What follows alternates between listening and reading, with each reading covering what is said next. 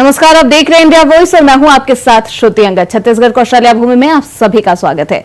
Bulletin की करते हैं शुरुआत। प्रदेश सरकार के 2 मंत्रियों के हवाई मार्ग से कोरबा आने के दौरान बालको नगर रूमगढ़ा के एयर स्ट्रिप की खराब हालत को लेकर प्रशासन एक्शन मोड में आ गया है।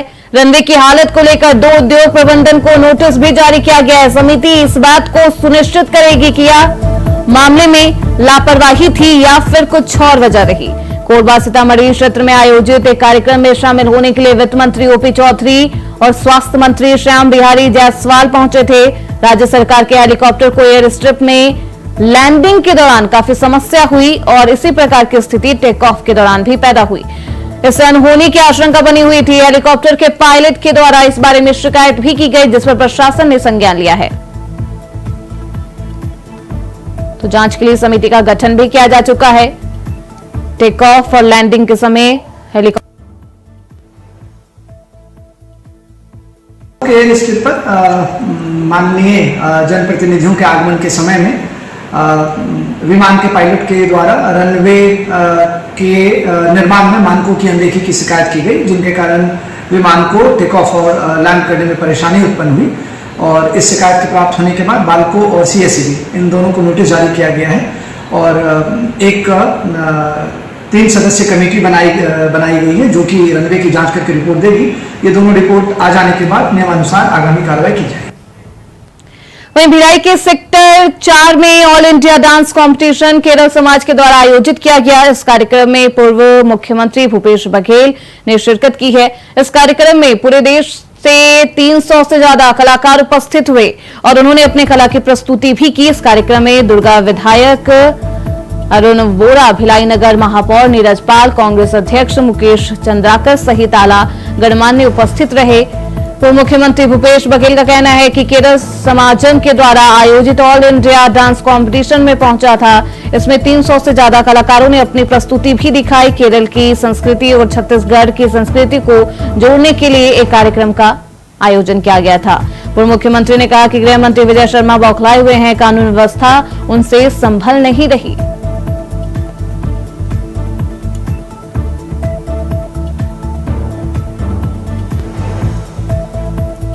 तो कार्यक्रम में भूपेश बघेल ने शिरकत की है। साथ ही कानून व्यवस्था को लेकर राज्य सरकार पर भी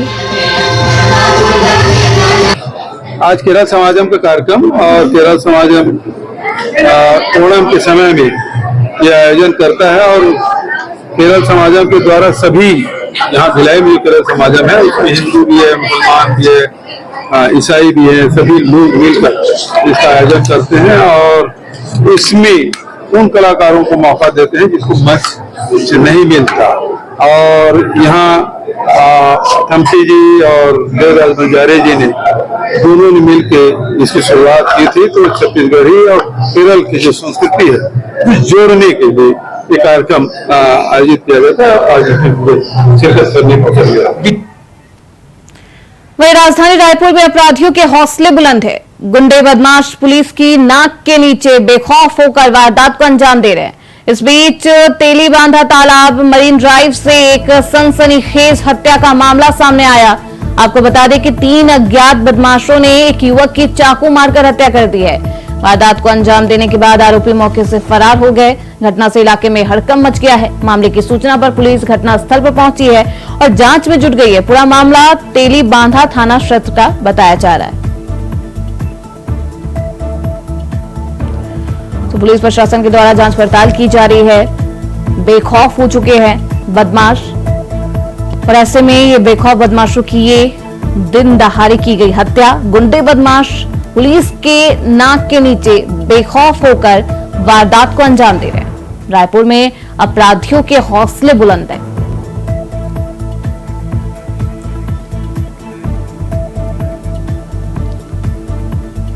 तो इस खबर पर ज्यादा जानकारी के साथ हमारे सहयोगी मनोज शुक्ला रायपुर से हमारे साथ जुड़ चुके हैं। सीधे रुख करते हैं उनकी तरफ। मनोज, आखिर क्या कुछ है पूरा मामला, क्योंकि अपराधियों के हौसले रायपुर में लगातार बुलंद होते नजर आ रहे हैं। जी बिल्कुल आपको बता दूं कि लगातार जो है राजधानी में 3 हत्याएं हुई हैं, जिसको लेकर पूरे पुलिस प्रशासन पर के साथ साथ जो है यहाँ की सरकार पर भी अब सवालिया निशान खड़ा होना लाजिमी हो गया है। राजधानी जैसे इलाके में जो अभी आज सुबह घटना है जहाँ पर ये हत्या हुई है, वो राजधानी का पास एरिया है जहाँ से 500 मीटर की दूरी पर मुख्यमंत्री निवास, राज्यपाल के निवास स्थान है, साथ ही साथ सारे मंत्री गणों का वहाँ से आसपास जो है निवास स्थान है। ऐसी जगहों पर हत्या हो जाना ये कानून व्यवस्था की कहीं बड़ी चूक देखने को मिल रही है। और आपको बता दूं कि छत्तीसगढ़ में जब तक बीजेपी की सरकार बनी है, लगातार विपक्ष जो है कानून व्यवस्था को लेकर सरकार पर निशाना साधते हुए नजर आ रही थी। लेकिन जब हुई राजधानी की ऐसी घटना घटने से जो है पूरी कानून व्यवस्था की पोल खोल के रख दी है। अब सवालिया निशान खड़े हो गए हैं और यहाँ राजधानी में लोगों ने एक चर्चा का विषय बना है कि राजधानी में अब आदमी सुरक्षित नहीं रह गया है। जी बिल्कुल मनोज, आखिर इन 3 अज्ञात बदमाशों ने इस युवक की चाकू से मारकर हत्या क्यों कर दी? क्या आपसी रंजिश का ये पूरा मामला है? नहीं श्रुति आपको बता दूं कि ये इनको जो अज्ञात बदमाशों ने घटना को अंजाम दिया है, वो मोबाइल की लूट की वारदात सामने निकल कर आ रही है। यहाँ जो जानकारी मिली है उसमें ये जानकारी निकल कर सामने आई है कि मोबाइल लूटने की विरासत में उन लोगों ने उस ड्राइवर की हत्या कर दी। आपको ये भी बता दूं, वो ड्राइवर अंबिकापुर कलेक्टर का ड्राइवर है, सरकारी कर्मचारी है और वो कल किसी सरकारी काम से कलेक्टर अंबिकापुर को लेकर रायपुर आया था। और ये मरीन ड्राइव यहाँ का राजधानी का पास एरिया है और मरीन ड्राइव एक ऐसी जगह है जहाँ पर लोग सुबह शाम भारी तादाद की भीड़ देखने को मिलती है। ऐसी जगहों पर जो है ऐसे घटना का दो बार घटना आपकी हो गई। 16 तारीख को एक पूरे आतिश ने चाकू मारकर हत्या कर दी थी अपने प्रेमिका का। तो ऐसे में अब ये कानून को लेकर राजधानी पुलिस पर सवालिया निशान खड़ा होना लाजिम हो गया। आपको महत्वपूर्ण बात बता दूं, आश्चर्य की बात बता दूं कि जिस समय की ये वारदात हुई है उस समय वहां पर पुलिस की पेट्रोलिंग गाड़ी थी, जिसको लोग जानकारी दिए कि वहां पर देखिए कुछ लूटपाट की घटना होने वाली है। पुलिस जो पेट्रोलिंग गाड़ी थी उनके जवान बोले कि हम गाड़ी को टर्नओवर करके लेके आ रहे हैं, मतलब गाड़ी घुमा कर लेकर आ रहे हैं। लेकिन वो गाड़ी, पुलिस की गाड़ी जो पेट्रोलिंग गाड़ी वहां पर नहीं आई। अगर कहीं पेट्रोलिंग की गाड़ी पहुंच गई होती तो शायद इस प्रकार की हत्या वहां पर नहीं हो सकती थी। बिल्कुल मनोज, एक हलचल जहां रहती है हमेशा, मरीन ड्राइव एक ऐसी जगह है जहां चहल पहल हमेशा ही होती है, उसके बावजूद वहां पर ऐसी वारदात को अंजाम देना कहीं ना कहीं बदमाशों के हौसले को भी दिखा रहा है और लचर व्यवस्था को भी दिखा रहा है। किस तरीके से कानून व्यवस्था बेहद लचर है, इसकी वजह क्या है मनोज? जी श्रुति, कहीं न कहीं जो है पुलिसिंग व्यवस्था छत्तीसगढ़ में राजधानी में जो देखने को मिल रही है, जब राजधानी है तो और जगहों की क्या बात किया जाए, राजधानी के साथ साथ इस एरिया में मुख्यमंत्री निवास हो, राज्यपाल निवास हो, सारे मंत्री गण का निवास स्थान हो, ऐसी जगहों पे हत्या हो जाना, वो भी एक हत्या नहीं 2 हत्या हो। वही राजधानी की बात करें तो इस महीने में 3 हत्याएं हो चुकी है राजधानी में। तो अभी ऐसे में निश्चित रूप से कहीं न कहीं पुलिस पर सवालिया निशान खड़ा होना लाजिमी बन जाता है। बिल्कुल मनोज, आगे भी आपका रुख करेंगे, आप बने रहिए हमारे साथ। तो रायपुर राजधानी में इस घटना के बाद सवालिया निशान प्रशासन पर उठने लगे। खबरों बढ़ते आगे, खबर रायपुर से है जहां पूर्व मुख्यमंत्री भूपेश बघेल ने सुप्रीम कोर्ट के चीफ जस्टिस को पत्र लिखा है। पत्र में उन्होंने सुप्रीम कोर्ट से कई अपराधों से जोड़ने के लिए उनके खिलाफ लगातार रची जा रही साजिशों के संबंध में शिकायत और स्वतंत्र जांच के निर्देश देने की प्रार्थना की है। सुप्रीम कोर्ट के मुख्य न्यायाधीश को लिखे गए पत्र में पूर्व सीएम भूपेश बघेल ने कोयला परिवहन और महादेव सट्टा ऐप मामले में उनके खिलाफ रची जा रही साजिश के संबंध में अपनी बात कही है। उन्होंने पत्र में कहा है कि छत्तीसगढ़ के केंद्रीय और राज्य एजेंसियों के कामकाज के संदर्भ में संविधान की सर्वोच्चता को बनाए रखने के लिए सर्वोच्च न्यायालय हस्तक्षेप करे। तो भूपेश बघेल ने सुप्रीम कोर्ट को यह पत्र लिखा है और स्वतंत्र रूप से जांच करने के निर्देश दिए हैं। महादेव सट्टा ऐप में भी हस्तक्षेप करने की बात कही है। तो लगातार हमारे साथ हमारे सहयोगी मनोज शुक्ला बने हुए हैं, सीधे रुख करते हैं उनकी तरफ। मनोज, क्या कुछ भूपेश बघेल ने सुप्रीम कोर्ट को इस पत्र में लिखा है? इस रुचि आपको बता दूं, पूर्व मुख्यमंत्री भूपेश बघेल द्वारा सुप्रीम कोर्ट के चीफ जस्टिस को पत्र लिखा गया है। इस पत्र पे लिखने के बाद छत्तीसगढ़ में सियासत भी अब गर्मा गई है। आपको बता दूं, पूर्व मुख्यमंत्री भूपेश बघेल ने राज्य सरकार की एजेंसियों के साथ साथ केंद्र की एजेंसियों पर बड़े गंभीर आरोप लगाए हैं। उनका उस लेटर में साफ तौर पर कहना है कि हमारे खिलाफ साजिश की जा रही है। राज्य सरकार की ऊर्जा और केंद्र की सरकार की ऊर्जा जो एजेंसियां हैं उन पर हमारी जो है हमारे खिलाफ जो है बड़ी साजिश की जा रही है। हमको जो हमारे ऊपर दबाव बनाया जा रहा है। और आपको इसमें महत्वपूर्ण बात बता दें कि इसके पहले जो है अभी कुछ दिन पहले जो है गोल आरोपी गोल मामले में जेल में बंद है सूर्यकांत तिवारी, जिन्होंने जो है आरोप लगाया था आईटी सीबी चीफ के ऊपर कि हमको जो हमारे ऊपर दबाव बनाया जा रहा है कि पूर्व मुख्यमंत्री भूपेश बघेल का नाम लिया जाए। उसी के तहत ये सब मामला जुड़ा हुआ सामने निकल कर आ रहा है। जिसमें पूर्व मुख्यमंत्री भूपेश बघेल ने चीफ जस्टिस से पत्र लिखकर गुहार लगाई है कि आपके स्तर से या जो है किसी उच्च न्यायालय स्तर से जो है इसकी जांच कराई जाए और ये कानून का दुरुपयोग किया जा रहा है छत्तीसगढ़ में। तो इसमें जो उन्होंने आरोप लगाए वो कोल घोटाला और महादेव सट्टा ऐप के मामले जुड़े हुए हैं, जिससे इनको आरोपी बनाने की बात कही जा रही है। कि बिल्कुल, इस पत्र का जवाब भी क्या कुछ आया है मनोज? इस रुचि अभी अब तो ये जांच का विषय बन गया है। अब ये सुप्रीम कोर्ट के चीफ जस्टिस के लिए पत्र गया है। अब उधर से चीफ जस्टिस की तरफ से क्या जवाब पूर्व मुख्यमंत्री भूपेश बघेल को मिलता है, इसमें थोड़ा समय लग सकता है। इससे मामला जो है अब ये न्यायालय के तहत आ गया है, तो इसमें अब कुछ कहा नहीं जा सकता। जी बिल्कुल, महादेव सट्टा ऐप में भूपेश बघेल का भी नाम सामने आता है, तो ऐसे में क्या इस जांच को लेकर, इस पत्र को लेकर अब फिर से सियासत तेज हो गई है, क्या कुछ कहना है? रुचि आपको बता दूं, जिस हिसाब से पूर्व मुख्यमंत्री भूपेश बघेल ने राज्य सरकार की एजेंसियों और केंद्र एजेंसियों पर इल्जाम लगाया, उसमें उन्होंने साफ तौर पर खुला उल्लेख किया है कि महादेव सट्टा ऐप के मामले में सबसे ज्यादा कार्रवाई हमारी सरकार की तरफ से हुआ था। हमने जो है नोटिस भी जारी किया था, लेकिन जो महादेव सट्टा ऐप के मुख्य संचालक है वो विदेशों में बैठे हैं, जिस पर जो है केंद्र सरकार ही उसको उन लोगों को अपने देश में वापस ला सकती है। तो हमने केंद्र सरकार से गुहार भी लगाई थी, लेकिन केंद्र सरकार ने महादेव सट्टा ऐप संचालकों के लिए कोई कार्रवाई नहीं की, पूरी बात को अनदेखा किया। ये पूर्व मुख्यमंत्री भूपेश बघेल ने पत्र में जस्टिस के लिखे पत्र में उसमें उन्होंने दर्शाया है। बहुत बहुचर्चित घोटाला है जिसमें कई आरोपी अभी। तो भूपेश बघेल ने पत्र लिखा है सुप्रीम कोर्ट को, अब क्या कुछ जवाब आता है देखना बेहद अहम होगा। खबरों बढ़ते हैं आगे। छत्तीसगढ़ प्रदेश कांग्रेस कमेटी के अध्यक्ष दीपक बैज ने 27 सितंबर से 2 अक्टूबर तक आयोजित होने वाली छत्तीसगढ़ न्याय यात्रा के सफल संचालन के लिए कई समितियों का गठन किया। इसके साथ ही इस यात्रा के मार्ग का विवरण भी साझा किया गया है, जिससे सभी को यात्रा की योजना और उसके उद्देश्य की स्पष्ट जानकारी मिल सके। आपको बता दें कि कांग्रेस द्वारा निकाली जाने वाली इस यात्रा की शुरुआत गिरोधपुरी से होगी। पीसीसी चीफ दीपक बैज ने राजीव भवन में प्रेस कॉन्फ्रेंस की, जिसमें उन्होंने प्रदेश की अराजकता, लचर कानून व्यवस्था, बढ़ते अपराध और महिला सुरक्षा के मुद्दों पर भी सरकार पर निशाना साधा। उन्होंने कहा कि यह यात्रा छत्तीसगढ़ की जनता के लिए न्याय दिलाने का एक महत्वपूर्ण कदम और हम चाहते हैं कि सभी लोग इसमें शामिल हो।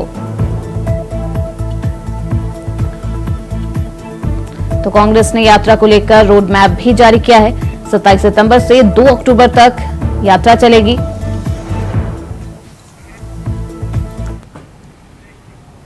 वही खबर बड़ौदा बाजार से है, जहां अंधविश्वास जादू टोना की शंका पर एक ही परिवार के 4 लोगों की हत्या 12 सितंबर को कर दी गई थी।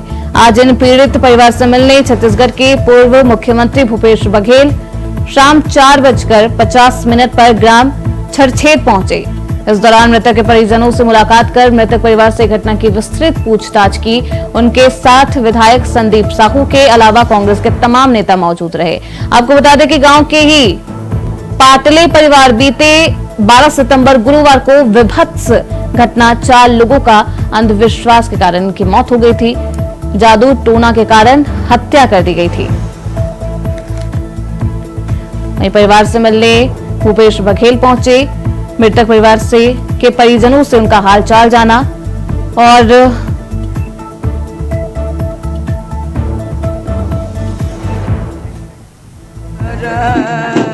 देखिए यहाँ बड़ी घटना घटी और 4 लोगों की हत्या हो गई।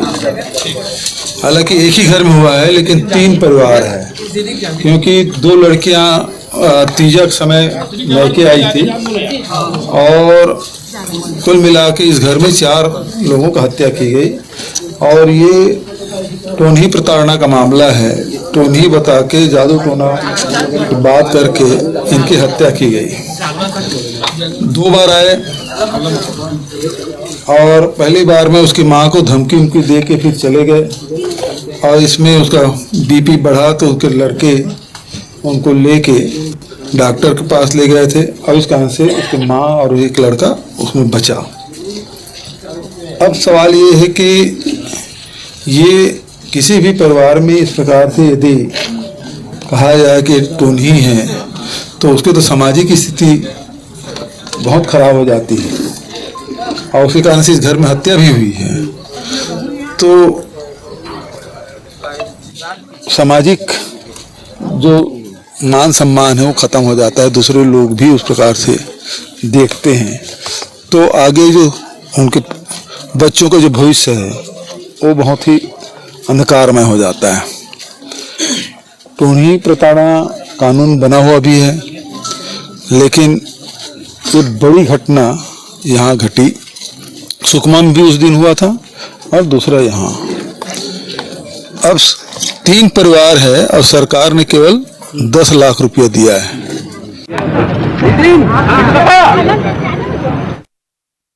एक ही परिवार के 4 लोगों की हत्या कर दी गई। 12 सितंबर को इस वारदात को अंजाम दिया गया। आज इन पीड़ित परिवार से मिलने खुद छत्तीसगढ़ के पूर्व मुख्यमंत्री भूपेश बघेल पहुंचे थे और उन्होंने परिवार से मुलाकात की, मृतक के परिजनों से मुलाकात कर उनसे बातचीत भी की है। तो इस खबर पर ज्यादा जानकारी के साथ हमारे सहयोगी प्रदीप महेश्वरी बालौदा बाजार से हमारे साथ जुड़ चुके हैं। सीधे रुख करते उनकी तरफ। प्रदीप, परिजनों से मुलाकात की है भूपेश बघेल ने, क्या कुछ कहा गया, क्या कुछ आश्वासन भूपेश बघेल के द्वारा दिया गया?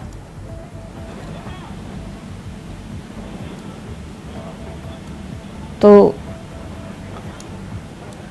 खबर बलौदा बाजार से है जहां जादू टोना के शक में 4 लोगों की निर्मम हत्या कर दी गई। वहीं भूपेश बघेल मृतक परिवार के परिजनों से मुलाकात करते हैं और सभी को ठाठस बंधाते हुए नजर आते हैं। तो हमारे साथ फिर से जुड़ चुके हैं हमारे सहयोगी प्रदीप महेश्वरी। प्रदीप, भूपेश बघेल ने पीड़ित परिवार से मुलाकात की है, क्या कुछ कहा है, क्या कुछ आश्वासन उनके द्वारा दिया गया? मैं आपको बता दूं कि छत्तीसगढ़ गणराज्य कार्यक्रम होता है। गणराज्य के कार्यक्रम में समाज जो जिससे हम लोग आते हैं और उनके भूपेश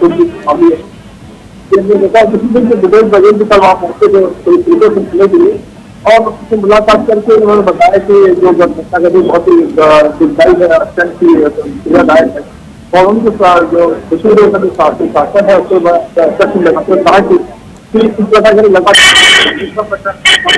जानकारी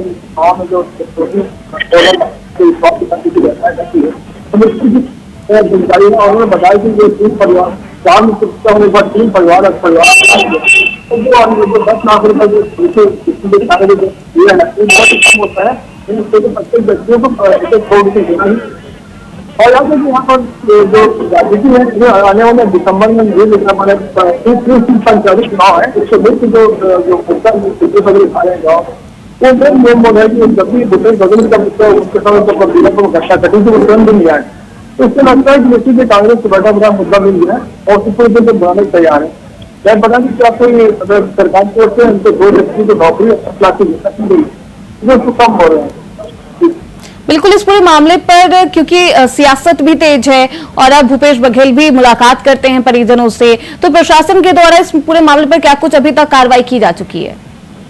प्रशासन को तत्काल 10 लाख तक कलेक्टर साहब दे गए हैं, लेकिन उसके बाद भी जो कांग्रेस है उसकी बोली बहुत कम है, उसको 50,000 का प्रत्येक व्यक्ति को देगा और 4-3 लोगों को सरकारी नौकरी देने की मांग कांग्रेस कर रही है। सरकार की ओर से संग्राम वर्मा है, गौरी अग्रवाल ने पीड़ित परिवार से मुलाकात किया है और जो भी बात होगी वो हम मुख्यमंत्री के निर्देश पर आपको और भी जो सहायता होगी देने को तैयार है। प्रशासन की ओर से लगातार पीड़ित परिवार की पॉजिटिव चीज बोली कि आप ऐसा मत समझिए कि हम आपको भी सभी जो समय है निकालिए, जब जांच के बाद हम ऐसी और भी जो समस्या होगी, जो सुरक्षा का मामला है, तो वो भी जो हम देखने को तैयार हैं। बिल्कुल, इस हत्या के बाद परिवार के लोगों पर भी इसका असर, खासतौर पर इमोशनली वो काफी अफेक्टेड होंगे और समाज पर भी इसका बेहद बुरा असर प्रभाव होगा। तो ऐसे में प्रशासन के द्वारा क्या कुछ कहा जा रहा है, किस तरीके से इसे कम किया जाए, और खासतौर पर जादू टोना टोटका के शक में किसी की हत्या कर देना, अंधविश्वास को मिटाने के लिए प्रशासन की तरफ से क्या कुछ कार्रवाई, क्या कुछ सख्त कदम उठाए जा रहे हैं?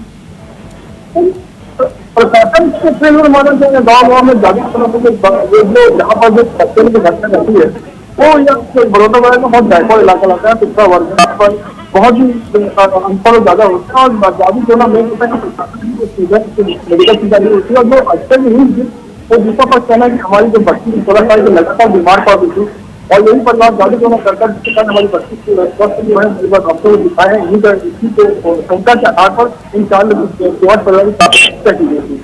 मेरी समझ सकते हैं कि यहाँ पर आज भी जादू टोना बहुत है, प्रशासन की ओर से इस पर कड़े नियम बनाते हैं, नियम जो 2005 में जादू टोना बताना इस चीजें में लागू है, लेकिन प्रशासन या हो सकता है बड़ी कार्यकर्ता जो होता है जिनको जागरूकता अभियान दिया जाता है, वो नहीं कर पा रहे, काम करने लगातार घटते जा रही है।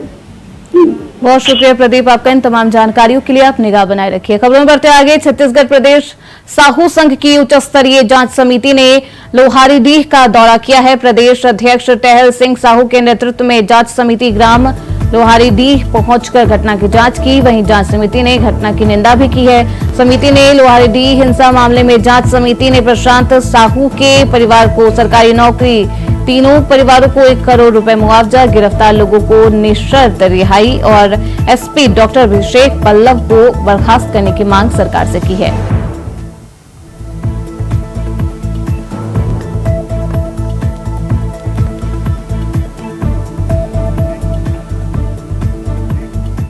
फिलहाल इसी के साथ इस बुलेटिन में बस इतना ही। देखते रहिए इंडिया वॉइस।